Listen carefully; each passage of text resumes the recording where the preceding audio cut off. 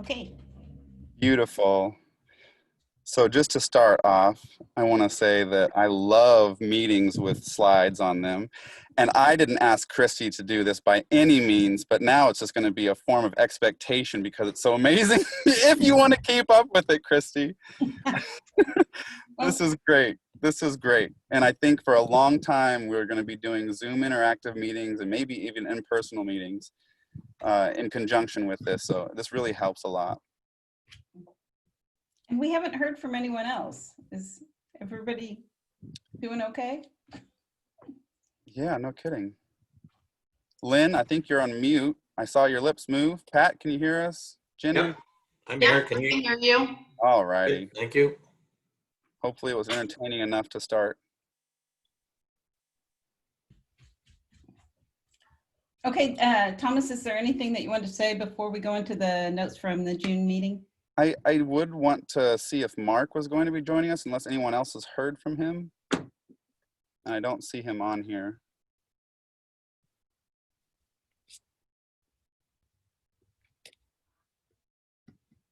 Last I knew, he was joining. He's close up in the agenda, so I want to make sure we're aware of that. But we can get started. It is 5:31, and I do want to open by saying I've had a fantastic day today, being a part of the Rumiano Cheese Company as a producer for that wonderful company. Has been 100 years in the making to get where they are today, and I certainly had a great time doing that. And that's about commerce and business and making things happen and getting down and dirty, and all of you have done that in some form or fashion. So I hope to continue the things that Rumiano is doing, as well as all of what you guys are doing. As I'm the president of Chamber, I was asked to take that on, and it took me a long while to be okay with it. So if you have any questions as members, as directors, let's have great conversations, because I'm ready to have some great conversations and get work done. So that's my opening. So I really appreciate anyone that helps and wants to do that.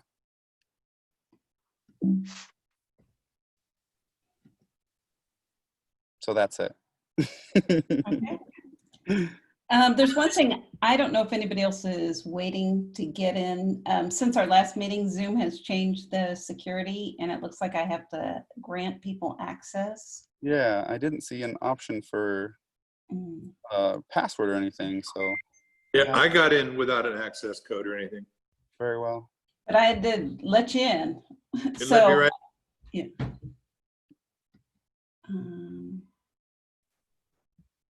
So there's a couple more people joining. Great. Oh, there's Vanessa. Wonderful.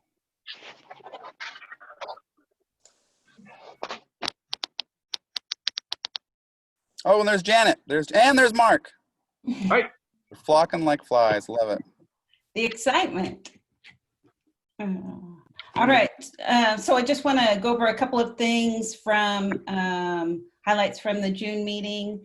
There was a question at that meeting about speaking on behalf of the chamber, and Paul's the man on that, and Thomas is his backup.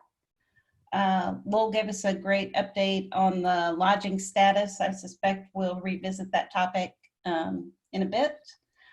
We did some prep for the membership drive, and Pat gave an update on the concourse on Main. And at the last meeting, you know, it was up in the air, but since that time, it has been canceled, unfortunately. We prepped for the Sparker weekend, and we'll talk about that and the cleanup weekend a little bit later in the meeting. There was announcement that of course, the souvenir edition will probably happen later this year. It really doesn't make sense to do it right now. And there was an acknowledgement of Carl's video of the Memorial Day Parade, and a little bit of prep for the pet parade, and perhaps we can have somebody consider organizing that for next year. And there's a recording of the entire meeting. Any questions on the last meeting?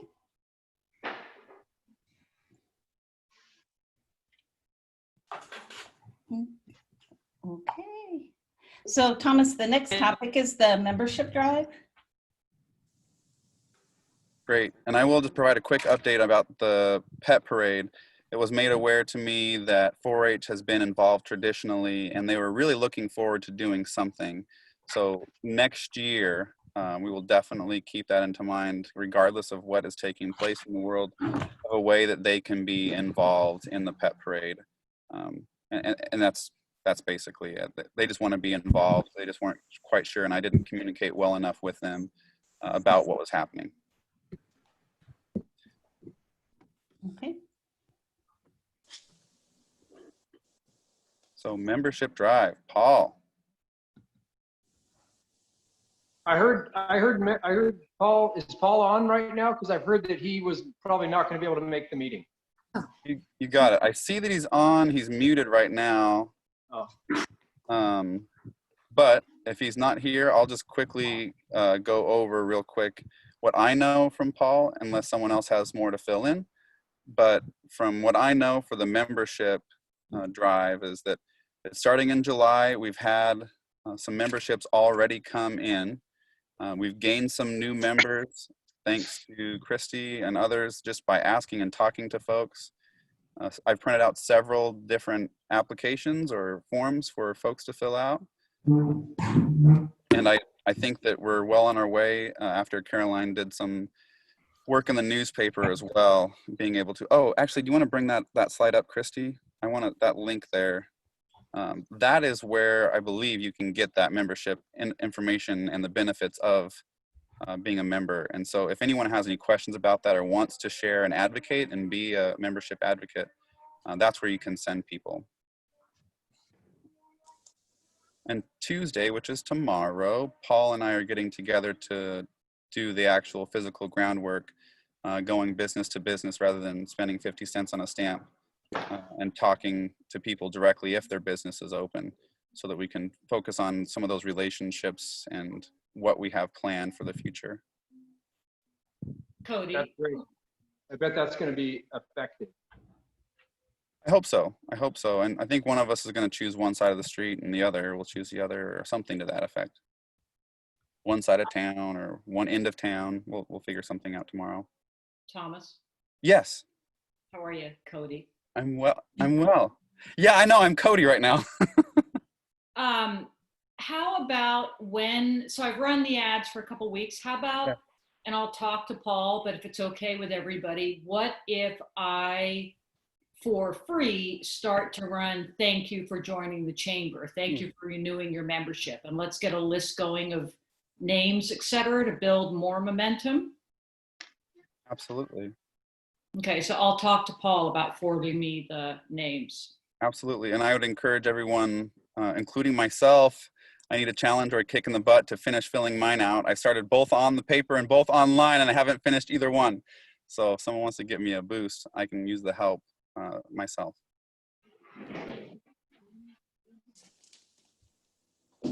Great. I think that's a great tactic and technique to share with people that we do appreciate their membership. So that's all I have. I know Paul had a little bit more to share because he's been checking the mail and getting those. But I will let him do so if he joins for us later.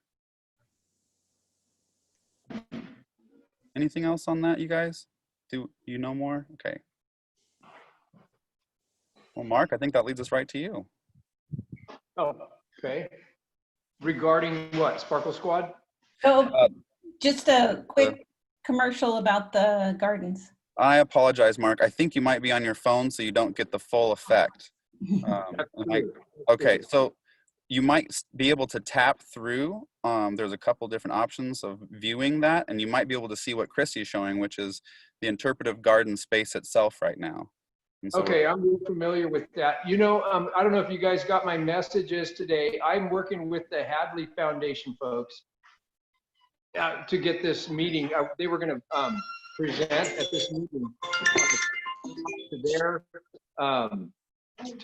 to their point person, and he was supposed to get everybody on track, and then I was supposed to hear back from people, and it just didn't happen well enough.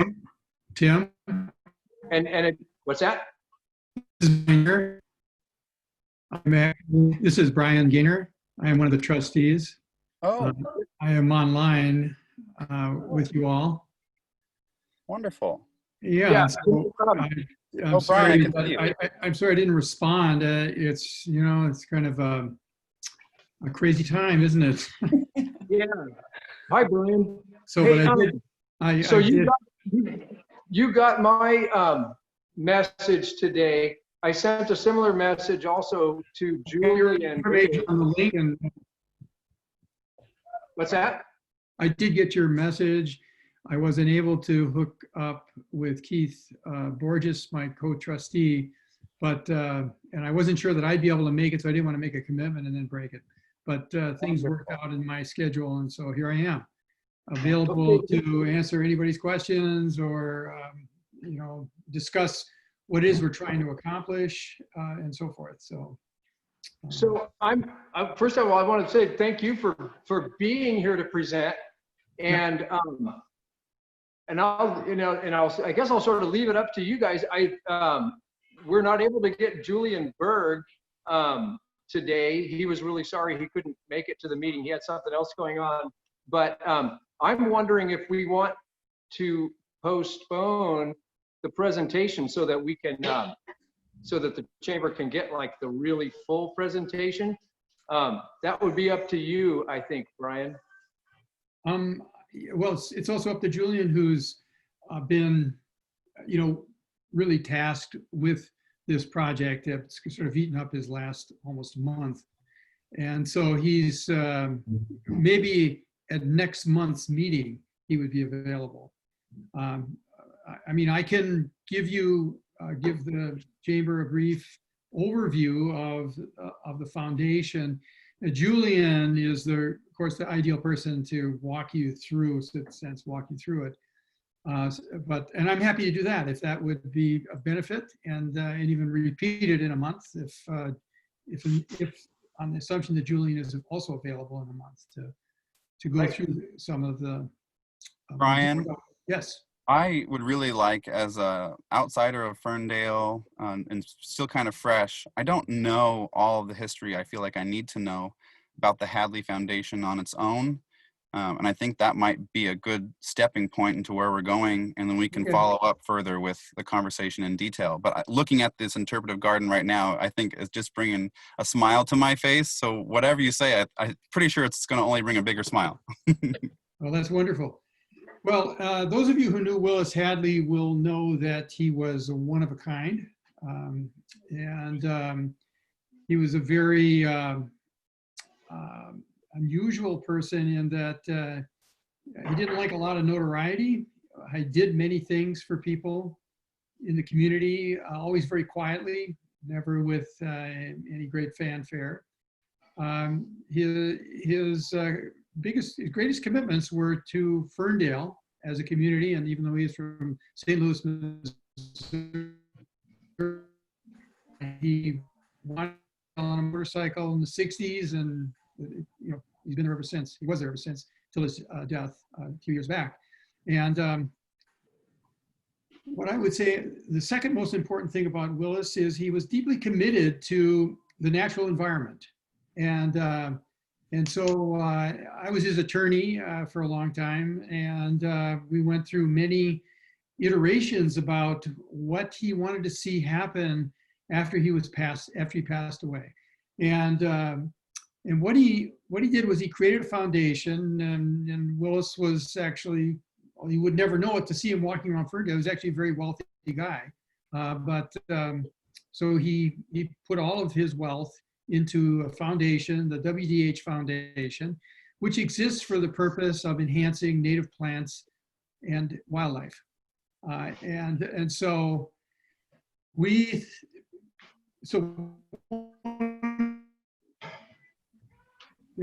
about Willis, that those who know him, he had a very whimsical sense of humor. So for him, the dollhouse that used to be at 500 Main Street, which was actually not 500, but he always called it 500. It was an example of, you know, he had a teddy bear in it and things like that. And so it was very important to him to get the dollhouse back on Main Street. Well, it didn't work out with Design Review or the Planning Commission to put it back where it had originally been. And so the trustees were under a mandate in his estate plan to get that dollhouse back on Main Street. And so we got a push from the design review to maybe think about another property, put the dollhouse. So that's what we came up with here. And so the garden is an attempt to carry out two goals. One is to create the same kind of excuse me, frog in the throat. To create an appropriate setting for the dollhouse, which we think Julian thinks he's created, and I agree with him. It will be in a little park-like area within the property itself. So that accomplishes one of our goals. It's on Main Street. It's not where he wanted it, but close enough. And the other goal is to create this park-like setting that will be open to the public. That was another thing he wanted. He wanted the public to be able to use what he called Tootsie Roll Park. Yeah, and so that people could come in, the locals and visitors alike, and enjoy the natural setting. And we've enhanced what he intended, which was just to keep his grass, a grassy area, with enhance that with the park. The purpose of the park is to demonstrate biomes or ecosystems within the Humboldt County that are typical of Humboldt County, and so that when a person enters, they'll be introduced to the purpose of the WDH Foundation, which is to restore habitat, basically. And if you restore native plants, you are, by virtue of that, enhancing the habitat of native wildlife.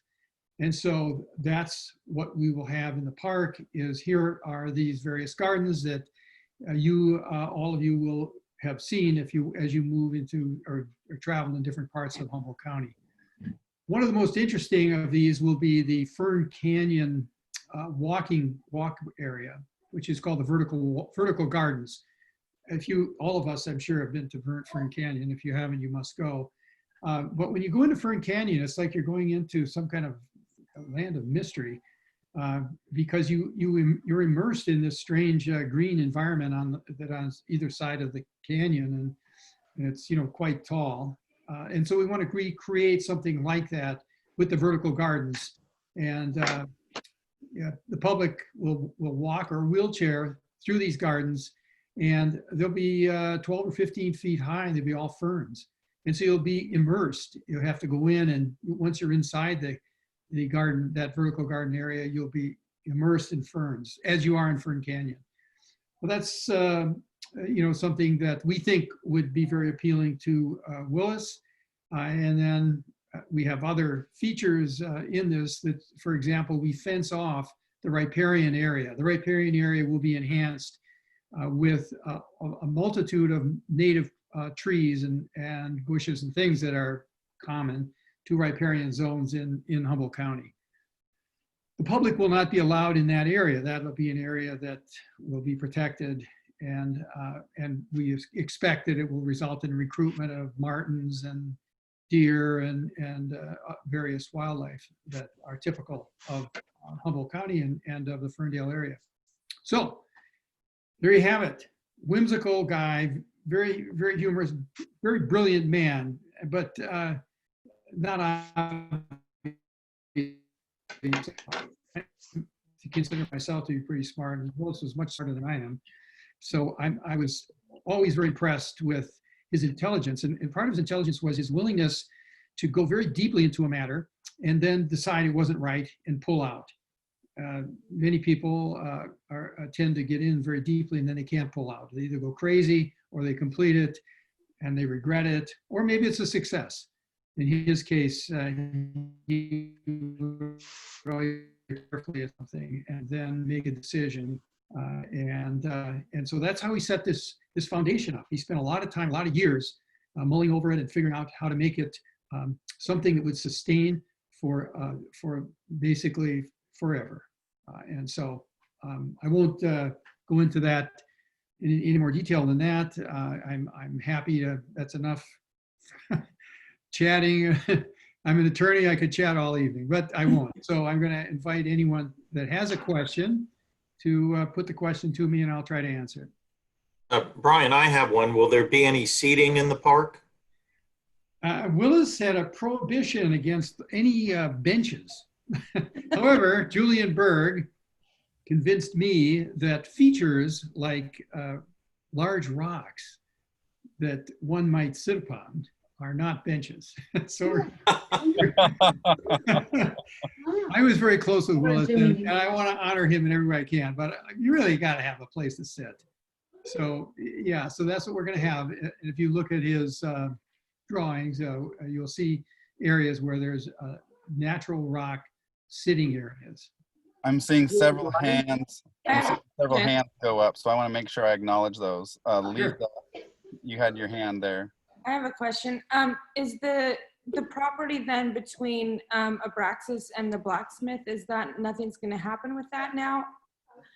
Well, nothing is right now. I have a continuance off that question. After hearing about his wishes, I do want to say that I have seen river otters playing in the creek back there. And if he really cared that much about the whimsical magic, I think that place is beautifully untouched. In that being said, is there any plans for that space? Yes, we have the members of our team, Josh Kepke of Samara Restoration, has restored the area on the other side of the creek. It is now a major bedding area for deer and otters. There's two twins back there, and there are otters. There's two twin little baby deers right now. I watched them. They're always there. Now I think they were born there. And we are going to move the power pole off of that property. It's all been set up with PG&E, and I don't know why it's taken so long, but that's supposed to be moved. Then the opening will be gated. There'll be no access to that property on the other side of the creek except by our restoration people. And they will be going in and getting rid of the ivy and other invasive plants. That news just made my whole day because I'm the one kinds of who saw the native. otters back there and I see the deer. That news makes my whole day because Oh, wonderful. I've never seen Okay. so many hummingbirds and otters and fish. I mean, it's crazy little park. It's a beautiful little ecosystem in our own backyards, and to see that there's not going to be a thoroughfare through there, really, Guys, I'm in a meeting. that's beautiful. Okay, I'm thank so you. glad for that. Thank you. I'm sorry to interrupt. No, I think that's great. And the other thing I was going to ask too, Brian, was if there was others that had anything to share about Willis. I think that's Oh, I'd love it. Yeah, that would be appropriate as well. sure, absolutely. I'm sure there's many stories.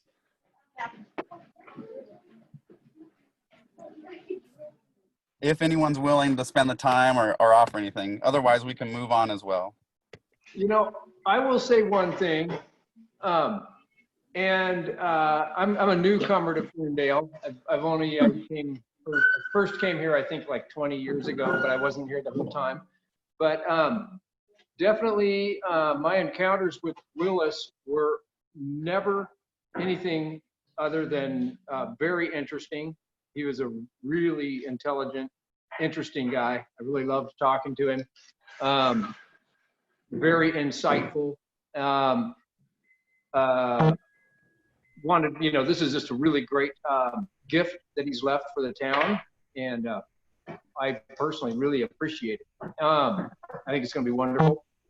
And the one question I did have that would, you know, a lot of questions come up, but you're saying he had an aversion to benches, and all of a sudden I'm wondering, you know, what? Can you tell us that, Brian? Why he had he didn't have an aversion to benches. He just felt that he wanted people to pass through this property. That's what that's what I recall him saying when we talked about putting he was going to have pathways and a fountain on this property. when I asked him, well, what about benches? He said, no, you don't want people lingering and people are sleeping on the bench. It was like that. And, as I say, the trustees, we all were in favor of having a place to sit down, even if it's not a bench. Again, Willis was idiosyncratic in many ways. I'm sure you're aware of it. The man who wears a hard hat, his head, in and out. Just the way he dressed, the way he conducted himself, he was very idiosyncratic. And behind that was somebody who was thinking outside of the box.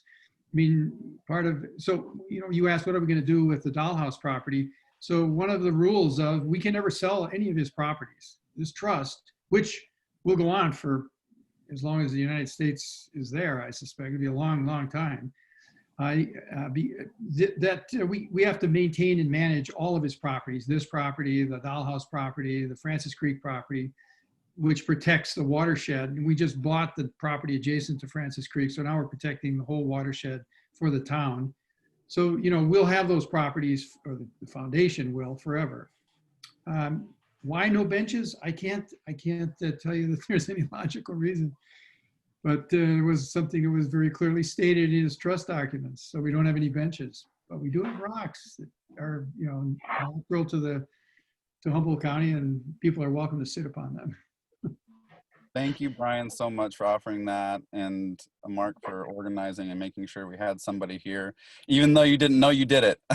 Well, thank you so much, because I've learned a lot. I do want to recognize Brian for doing this, so I appreciate you jumping on. If anyone has any more questions, I assume we can direct them to Mark right now, and then we can find a point contact for who wants to know more. And I'm sure we're always going to want to know more. I've already seen stakes out there with little pink flags, which made me pretty excited to see that there's things moving, action happening.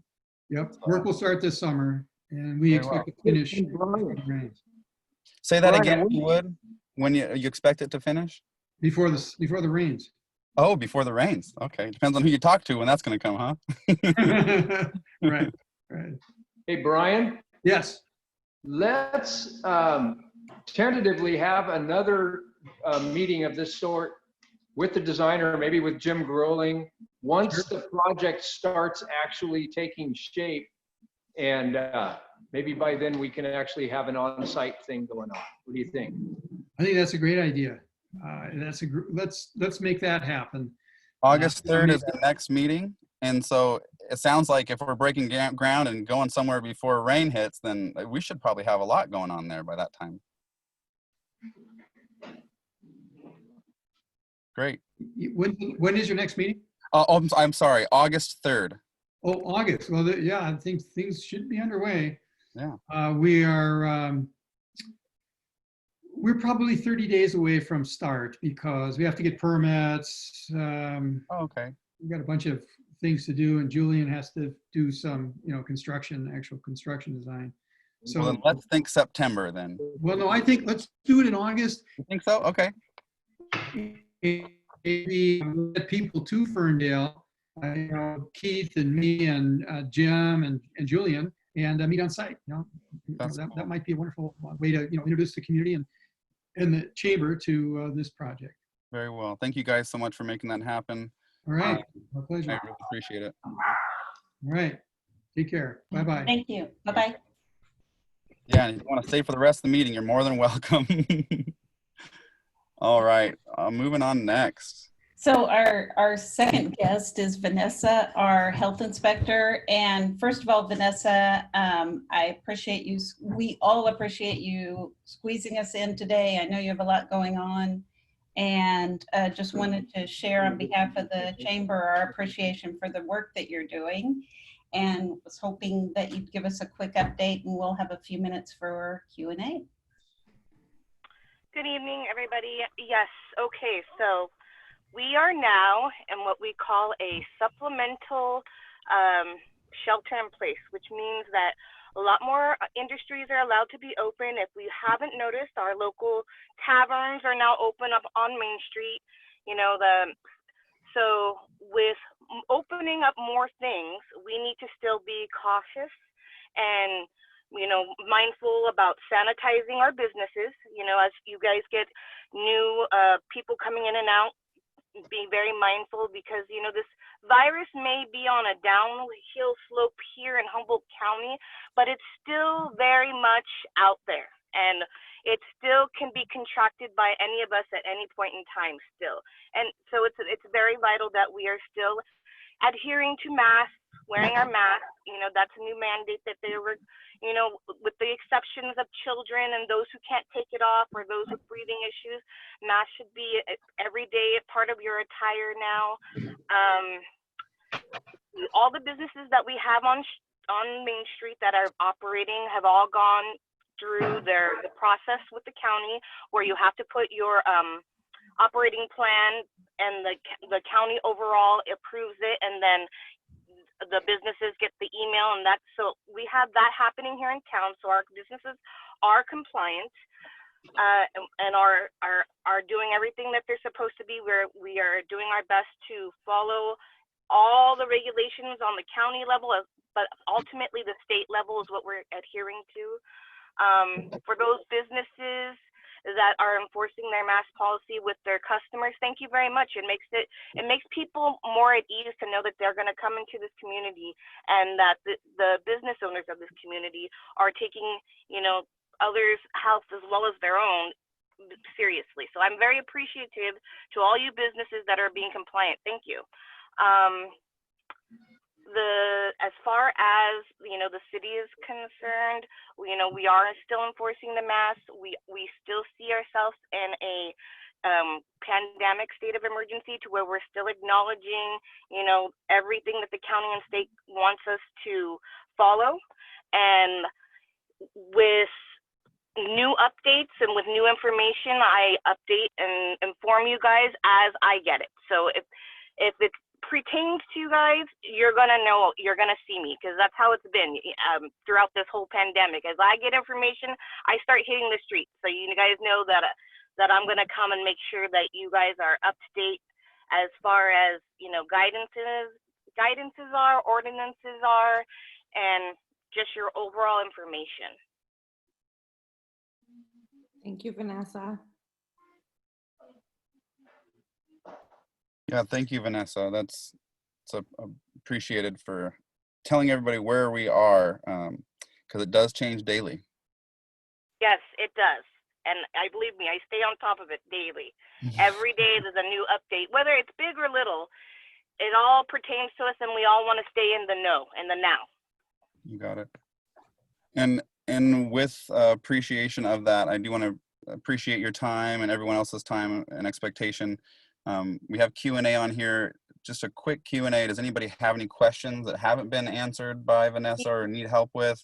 Or is there any question that people have asked that have been helpful to others that you might want to have Vanessa reiterate? Me? Sorry. Great. I'll wait. Vanessa, can we make it clear when it comes to people that have underlying conditions and ailments? Okay, so the exceptions with the mask is if you have a breathing issue to where the mask makes it hard for you to breathe, because you have some type of respiratory asthma, whatever it may be. No, we cannot enforce you to wear it, because that goes against your rights, and it's like HIPAA. It has to do with HIPAA. So yes. Children under the age of 2, and those who may have like disabilities to where they can't remove their mask and put it back on, somebody who has a limb problem, but so those are the people that are exempt. Those with medical underlying conditions, children under 2, and those that cannot easily, without assistance, put on and take off the mask. Very well. Thank you. I do have a question. Yeah. Yeah. When, if we were to open, we're trying to reopen, and we have things we have to do first that we're already in play. So we're not, that's not why. But if we were to open this week, I would, I would put a sign in my, the front of my business stating that masks are mandatory. and hand sanitizing is mandatory. And what I'm hearing here is that anyone who comes in and claims, I have a medical issue, I don't have to wear a mask. The whole, we have the right to refuse service to anyone. Yes, you can. Might be in violation of something if I refuse them entrance for the safety of the other guests that are counting on me not letting someone in without a mask. Am I able to say, no, you simply can't come in without a mask? Yes, you can. It's your business, and you have the right to refuse service. If you do not feel comfortable having somebody in there who does not want to wear a mask, then by all means, you have that right to say, sorry, if you're not wearing a mask, you cannot be in my establishment. Yes, that is very much your right. Got it. And the police department, as well as I, will reinforce that. I mean, not that we want any kind of conflicts with, tourists or people, but if it becomes to where it's an issue where the individual does not want to be compliant, or, it feels like it's going beyond your means of control, feel free to call us. And that's what we'll do. That's what we're here to do, the police department as well as myself. But if you don't call us, we don't know. If I don't get a call, hey, Vanessa, I'm having these problems, how do we fix this? Then I can't help you. So you got to keep me in the know, because I'm one person for all you guys. Thank you. Thank you, Vanessa. Thank you, Mark. I'll take one more question. Let's see who else has hands up. I got to scroll through here. Luke, or Lisa in this case. Not me. Let's see. Christy, can you help with the unmuting? I don't have rights to do that. And anybody can also unmute themselves. I don't think I'm familiar with how to do it.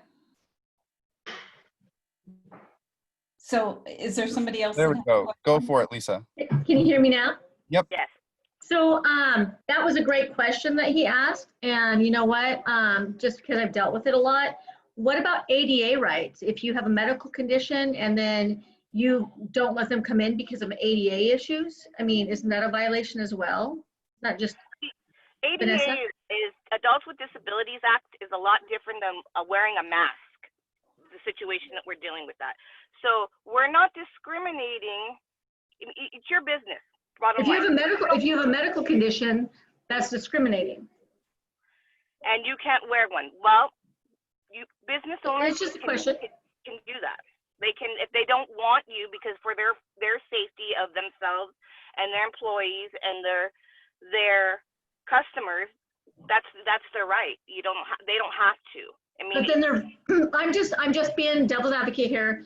But now we're treading on you have a medical condition. Now we're not allowing you to service because of a disability.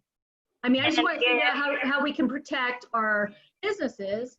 So if somebody comes in and say, oh no, you won't wear a mask because of a disability, then how do we protect our businesses? Well, that's up to you. I mean, because honestly, I'm just here to educate and enforce what I'm being told. And if you don't want somebody to come in there, or you do want to allow them into your business and they can't wear a mask, that's completely up to you. I'm just here to set the guidelines and say, hey, this is what it says. This is how we're supposed to adhere to it. And I haven't heard of any cases where people are coming back where they're like, I have a disability, I'm gonna now sue you because you're not allowing me services. It's your business. You have the right to review service in your business. Well, we do. I mean, we do in a sense. And I'm just, like I said, I'm just putting it out there because I would hate for one of our businesses to refuse somebody and then now they get sued because you refuse them. And ADA, there's a lot of things where you cannot refuse somebody's service on discrimination. Yeah, I'd like to speak on that.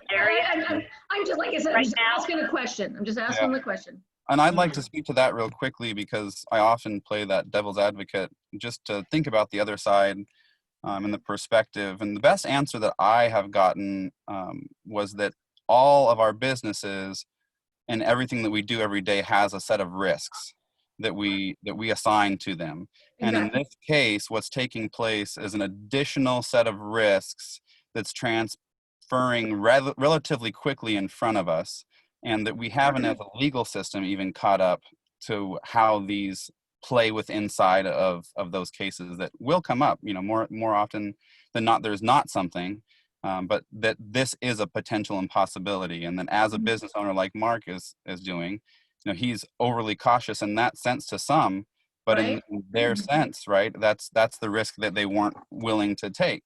And so I think that that's a great question, but in the furthering of what we're looking for is, in this time, in this place, this is what we currently have going on. I don't want to put words into Mark's mouth or viewpoints, but that's what I have gained from a couple No, of minutes. I think this is a great conversation because, we all as business owners, we have this liability issue. And, if I refuse service to someone because they won't wear a mask and then I get sued, I'm just throwing it out there. Yeah, and then what What protects us? I would Right. like to say something.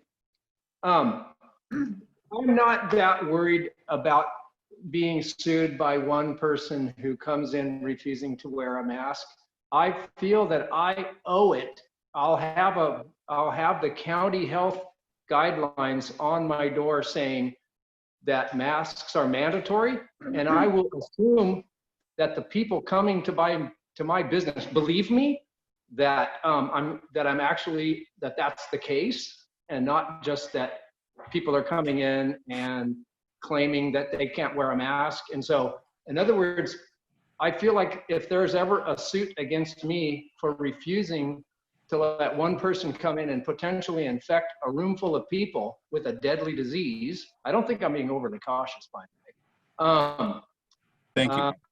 I'm not a scaredy cat. I'm a responsible person. And okay, so I think there would be 15 countersuits to that person suing me. I think the people who were put in jeopardy by that one person will countersue. So anyway, my real question is simply about, can I run my business the way I want to? No. And Yes. keep it and adhere to the guidelines of our state and insist on. Mark, soy latte, extra foam. Looking forward to it. Thank you.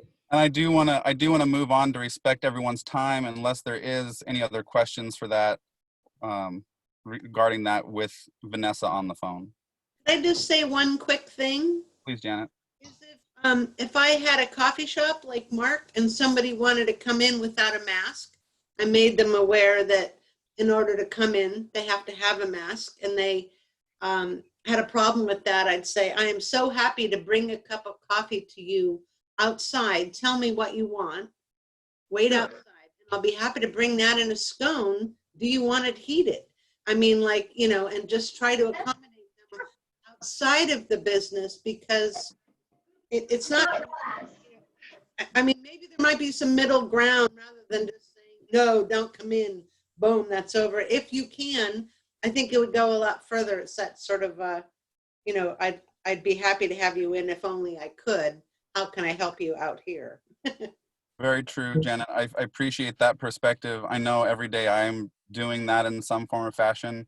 And in the places of business that I am able to work and participate in, I don't have any of those challenges being able to do so. Others, their line of work and business require them to be physically present. And so I know that's a huge challenge that I've spoken with lots of folks about.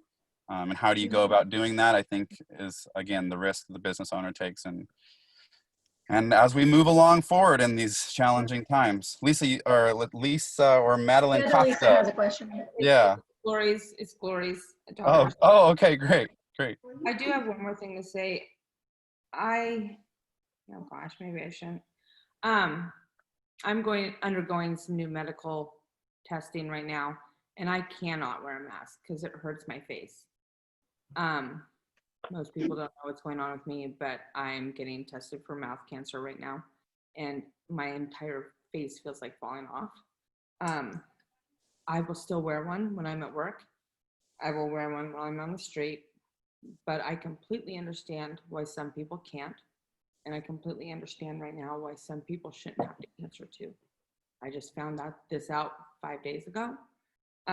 With that being said, in the middle of all this, I can definitely stand beside people that can't wear one and still need to go to work or to the grocery store, and it hurts. I think as a community, we are all really divided right now. There's a lot of really different views, but no matter what, we still need to stand by each other, no matter how separated our views are, because I do not see this community fall apart. I want to see all of our businesses come out in the end still here. I do not want to see a bunch of for rent signs in a year from now. So I want to appreciate, Vanessa, thank you so much for being here and talking to me. I know I've been on both sides of the fence battling. I've gone back and forth, and I'm sorry if I've offended anybody in any way, but now that this is happening, whew, it sucks. So anyway, just wanted to say that and probably end this, hopefully this conversation with that. Thank you, Lisa. Now that it hurts to wear one, I'm gonna wear one, because it probably will keep me safer. Thank you, Lisa, for sharing and opening up about that. It's challenging for everyone, but being directly involved in the most vulnerable. I appreciate you sharing that with everyone. Yeah, and if I sell my business tomorrow, now you guys all know why. You're not going anywhere. We'll let that not happen, please. It might. Anyway, let's go. Let's show this rodeo. Okay. Well, in the spirit of Lisa's moving on, thank you again. We're all just here, right? I want the same town. I don't want us to be enemies. I felt so much division lately, and come on, everybody.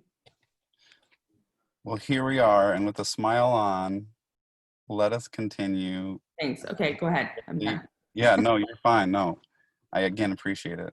Christy, if you would, our upcoming appreciations. Oh, you're on mute still, yeah. Thomas, I thought you were doing these. Oh, sorry. I don't know where I am. I can't find where I'm muting. You get 2 times tomorrow. That's it. Okay. Here, I'll just mute. Oh, gosh. Nice face, Thomas. Yeah, well, my face is concerned because I don't think I have any rights. I had to sign in as my own because I had to make sure Christy was on. Here, I'll read them off. 4th of July. Okay. Oh, okay, that was, okay, I see what you're saying. I'm so sorry. I can see that part. I appreciate it. All right, so yes, appreciation. So 4th of July, non-parade participating fire trucks. I don't know if anyone else saw them. I heard them and felt them, and I thought that was really cool. So 2 big claps for the fire department and making the 4th of July really cool just with fire trucks going on. Good job, fire department, all volunteer, of which I have a family member that sacrifices. So thank you guys again for doing that. I'll make sure that they get the word. Did anybody else have 4th of July activities that they'd like to share appreciation and recognition for? Very well. The cemetery, someone else might have some better updates about that. And I think it is related to 4th of July. So Mark, there were some people that you wanted to acknowledge as far as work at the cemetery? Yes. Yeah, I was waiting for someone else to step in.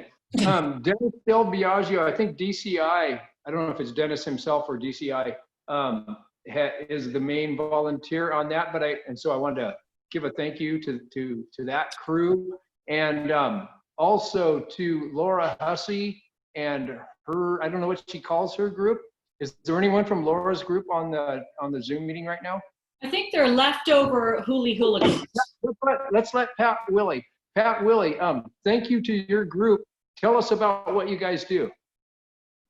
We do cleanup periodically. So we show up with a bunch of folks with rakes and shears and things like that.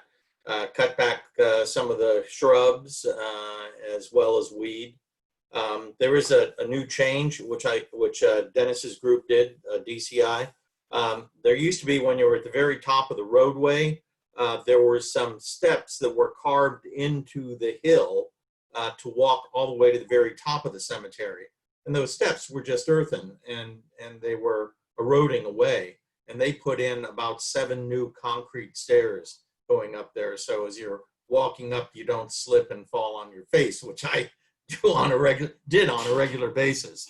But I don't anymore now. So we're getting together again at the end of July. I can't remember the exact date. I think it's maybe the 25th, and gonna have a cleanup. And Laura if you want to join our group, Laura treats for pizza and beer at Pizza Co. after 3 hours of work. So it's 3 hours of work and an hour of pizza and beer. I suggested that we maybe switch that ratio, but she decided. But we're not on mute. Just so you know. But we wouldn't have as many appreciations for you then, Pat. Well, that may be true, yeah. And we do appreciate the appreciations. And I think you're leftover hooligans, aren't you, Pat? Yeah, I think everybody who does it was part of the hooligans. Which are going to be in the creek on August 11th. So that's the next project coming up, right? The Francis Creek debris removal. So Tom Stevens, who is the volunteer coordinator, this is the 6th annual Francis Creek cleanup, which is a huge deal because if you weren't aware, for years in the 90s, the creek got clogged and overflowed and every business on Main Street had mud in it. So Dick Hooley, who has moved to Medford, organized this years ago. And Pat, you're going to be in the creek and your waders, right? I am, yeah, becoming intimately familiar with stinging nettles once again, I'm sure. There we go. So what a great group. Dick Hooley left a lot of good people behind. I can comment on the cemetery. I've been at the top recently and saw those steps. I almost missed them because they were so well integrated into the landscape there. And there's also an extended flower bed at the top that was done, I'm thinking, at the same time. So if you guys walk to the top of there every now and then, there's 2 new stone or cement features there. So, all right. Black Lives Matter rally. Who do we have to represent? Very well. I'll go ahead and just say that I would appreciate folks going online and viewing some of the recordings that took place there. I thought they were all very positive, and any of the word that was out that we were concerned about businesses and what that might do, it seems like it went over smoothly and that it really was a great representation of the diverse Ferndale community that we live in. But again, please, Mark, share more. I was waiting for someone else to speak, but I was there and it was a really wonderful gathering, completely peaceful. There were people driving by honking and whatever, but we kind of didn't notice them too much. It was a very interesting, very sincere, genuine gathering. I got to hear perspectives that were, some of them were eye-opening and new to me, and that was wonderful. I thought it was a really positive gathering. I'd have to agree. I was there, Mark. I thought it was really good, and it was great to hear from elected officials. The majority of them that were there spoke.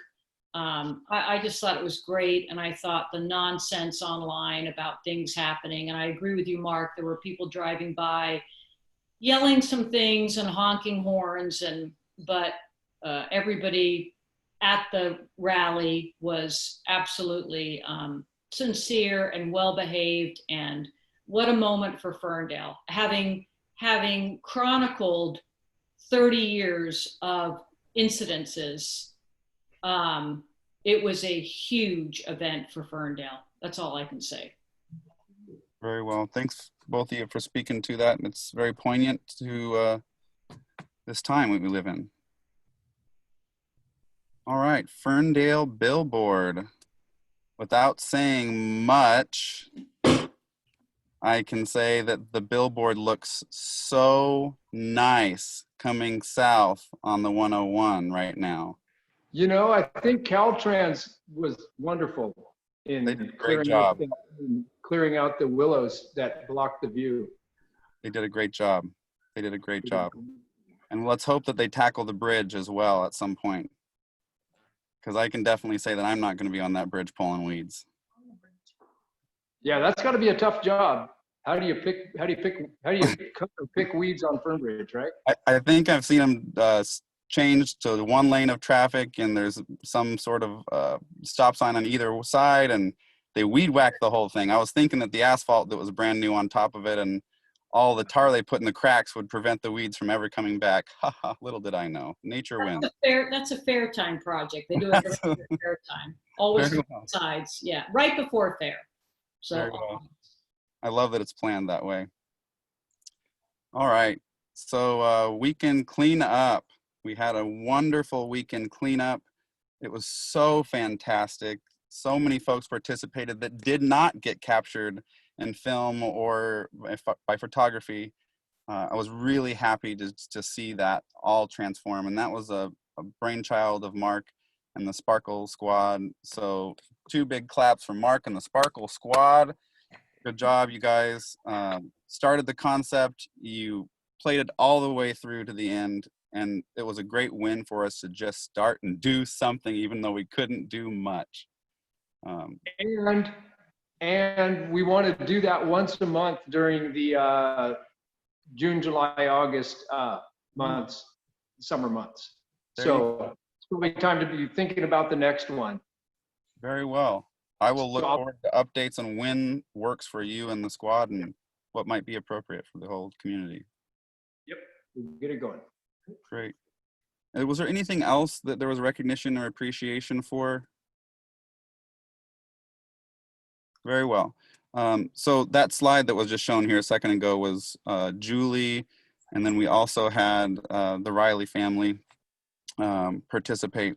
Julie was on Main Street as well, and we had, Jackie was on Main Street as well, and the Rileys there on Main Street in the business district both participated. Jackie actually ended up doing all of the work herself, even though she had a couple people who were planning on coming. She ended up doing all the work herself. So she got a wonderful basket, as well as Matthew and Karen did, for participating as the first and second before and after picture cleanup competition on Facebook, which is how we awarded those, right? So that's why it was chosen. And again, thank you to the business members that are present here and those that are not for sharing and donating all those items that we were able to put together. I'd like to give recognition to our new board members in their new positions. Oh, very well. So far. Yeah, great. Thank you. Oh, you're very welcome. I would like to give recognition to our new board members sitting in their new positions. You're doing great. In a hard time, you're doing amazing. Yeah, Pat, go for it. Thomas, I just wanted to say thank you to you for stepping up to be president. You didn't have a whole lot of competition. And I think it's really cool that we've always been focused on Main Street, which is great, but I think it's really cool that a dairyman is president of the Chamber of Ferndale's Chamber of Commerce, because I think dairy is still the #1 industry in Ferndale. Yeah. So, that was terrific. Congratulations. And Christy, thank you for this wonderful presentation. I'd like to recognize you too. Thanks. Well, as long as we're patting all the folks on the back, thank you to the officer team, because I am only taking on the role of delegating and being the key point person. But I made it very clear from the beginning that we were going to have a lot of folks doing the work and I could help coordinate. So to everyone, thank you. And it looks like we had a waiver, someone that joined that I don't see a name in front of, and I can't unmute. So whoever they are, please click on them, Christy, to make sure that they're unmute. I don't recognize everyone's faces. I apologize. It's me. Is it me? Joyce. Yes, it's me. Hey, I got a phone call, so I kind of missed the last little presentation. I had a client call me. But I wanted to comment on Jackie Pearlden-Fine. She went way above her. I nominated her. I had planned on cleaning up that piece of street, and then I hurt my leg and I couldn't do it. And I kept meaning to notify her, hey, Jackie, I can't be there. And she went in there. It was ugly. I had been looking at that street for, months thinking I need to clean this up because this is where I park every day. Like it's my piece of street, even though that's where I park. And I was just really, I felt horrible that she actually showed up and did it all by herself. I mean, it was crazy. And I don't know if you guys know her husband, Mickey, but you know, he's disabled veteran, and you see him out there mowing his front yard when he can hardly, he uses a wheelchair, but he stands and he pushes his lawnmower one step at a time to mow his own front yard. And that's the kind of people they are. I just really am really happy she got that award, because that was awesome. She did a great job. I'm happy to hear from you, That's Joy. all. Just wanted to throw that in. Oh, thank you. I came back from my phone call and I saw her face. Yeah, no, that's great. I appreciate you. Anyway, that's it. That's it. She did a great job. That's all. Great. Thank you, Joyce. All right, moving on to updates. We don't have a lot to update, but if we could, we'll start with the Sparkle Squad. Seems like we just did, right? Yeah, it does. It does. So it sounds like, Mark, we're just going to plan for those summer months. Yeah, right. I'll get back to everybody right away. I should have had that ready. I'm sorry. No. I should have a date in mind, but it's usually the third weekend of the month. So let's say the third weekend of the month, we're going to do another townwide, and I'll get it in the paper. Cool. And if there's any challenges prior to that or post deciding that date, just let us know. We can update and send it out to everybody. Perfect. Budget. So I don't see Paul on here. He texted me and said that if I needed to call on him, I could, but he may not be able to. So, there's Paul. And he did say, I don't think he's going to be able to get off mute. He did say that the budget committee was going to get together soon, and they'll be ready for an update next month. Great. Well, I'll go ahead. And on the bylaws, they were written back in the typewriter days. And so we do need to modernize them and get them a little more up to date. And that'll be happening later this year. Yeah, and maybe sooner than later. I'm not sure. I have a helpful friend that reached out to us after we had that conversation in the last meeting. She happens to be on the call. If she wanted to unmute herself to identify herself, she could. I don't want to call anybody out, Marianne, if you want to. But we have some helping hands that volunteered to review the bylaws and see what's actually in there to start the process of digesting and modernizing. So I look forward to that very soon, actually. And I know it takes a long time to do that. And I've certainly gone through several, but ours are rather long and rather old. So there will be some creation that will need to take place. So thank you, Marianne, for reaching out to do that. And anyone that else wants to be a part of the committee, please reach out to me and I can set up those appointments appropriately. We will accept a chairperson for ad hoc committee, even though ad hoc is usually just once. This might take 1 or 2 times for review, even though we have it in our bylaws that there's a bylaw review committee, I believe. So we'll see what happens with that very soon. Any other committee updates that anyone would like to provide? Pat. A Concord update.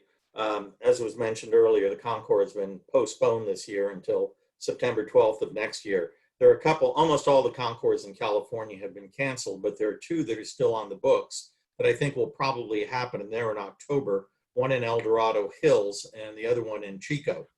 And so we will be advertising in their programs and also distributing trifold brochures into their goodie bags. So that's the plan for that. They actually were going to take place after ours this year because ours was in September. So we'll be essentially forecasting what's going to be happening next year with the folks at those Concords this year, if they do in fact happen. And I've just sent all the updates for the 2021 Concord trifold brochure to Sherry March, who will redo that. Then we'll send them out to print, probably 1,000 copies. So that's that update. Thank you, Pat. I don't think everyone understands the decision-making process because they weren't at the meeting. Is there a 30-second blurb you could share with us about the decision-making process on canceling the concourse? Yeah, it costs a real lot of money to put one of these things on. Last year, the chamber spent $44,000 to put on the Concord. Luckily, we earned $47,000 between sponsorships and registration fees. pretty much all of this money has to be paid up front. And if the county pulled the plug on it, if they gave us the go-ahead, and we have to be in phase 4 of the opening process, and if they gave us the go-ahead and then things reverted and they pulled the plug on it, we'd be out all of that money. And we get about $20,000 in sponsorships, but even that we'd probably have to pay back, or at least part of it. So we could be looking at tens of thousands of dollars of loss to the chamber, because the chamber is the sponsor. It's a chamber event. Very well. Thank you, We just Pat. couldn't risk that. I appreciate that. That was the big one for me when you shared that, is that it's all about timing and planning, and that wouldn't behoove us to even try to do that if we were going to be adverse to the risk of having that action happen. And we will just spend this year's money on next year's show. That was going to be my next comment, was that we did have funding from HLA to do so, and that will be able to move forward for the next year. Yes. So prolonging that end date, but not event itself, for the HLA funding support. Very well. Thank you so much, Pat. I've got one thing, Thomas. Very well. Sewer rate increase, and I know Councilmember Becker is on the call, but that is coming up next Wednesday. So anybody who owns property in Ferndale has been mailed information by the city, and written opposition to the sewer rate hike has to be received at City Hall by next Wednesday. So rates are going to go up about $7 a month for residential users, commercial property owners. Things are going to be reassessed, and like Lowell knows that the VI is going to go, I think going to go up. I can't remember what I wrote, but there's quite a few changes coming. It's complicated. We've written several stories about it and writing one more this week, but and maybe Councilmember Becker, as I said, can talk about it more. But important to know that, you know, in these weird times, it's not a physical city hearing where you go and cast your vote if you're against it at City Hall. All has to be received by written protest. So, and that's coming up Wednesday. And I don't think Jenny's on here anymore, is she? Nope, doesn't look like it. Oh, I see. There she is. There she is, yeah. I'm here at Hold on, you're muted again. Yes, I'm here, and also Stephen Avis is here. Yeah, I would say that if you have any questions regarding the letter that you received, to call City Hall and talk to either Chris or Jay, and they can tell you specifically about your own situation. As Caroline said, that they are different depending on if you're residential or commercial. And I have had people who have come to me and asked me, and I have forwarded them to the City Hall. And there is a wonderful pamphlet down there, or folder, with the table, the rate study that explains what you will be reassessed at, especially for commercial property owners who are going to see some big changes. Not all, but some of them big changes. So yeah, so it's coming up very quickly, Wednesday. It's great.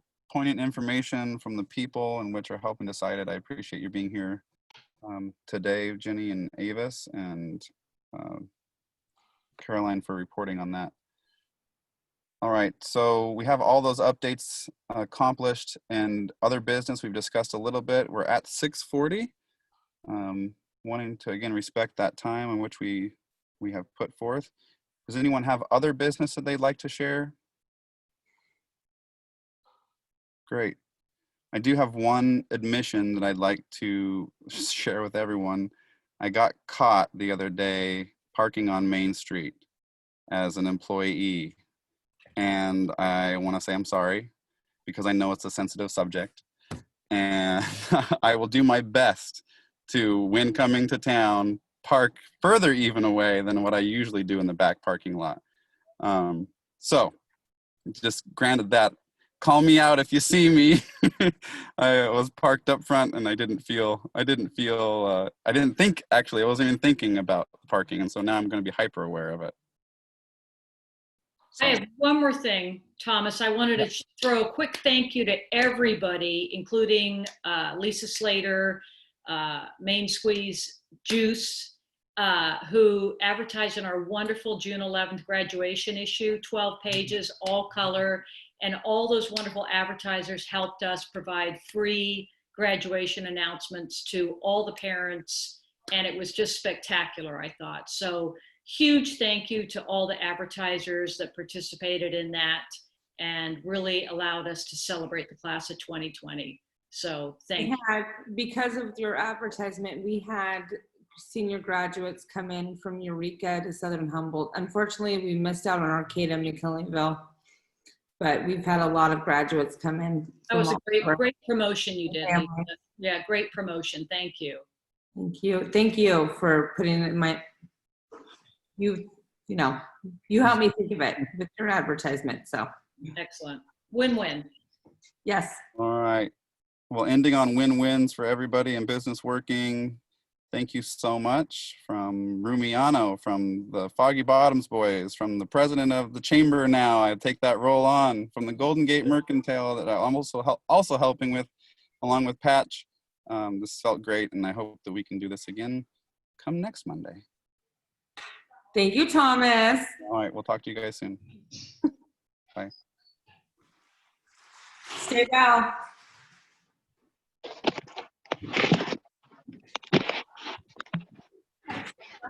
Fire.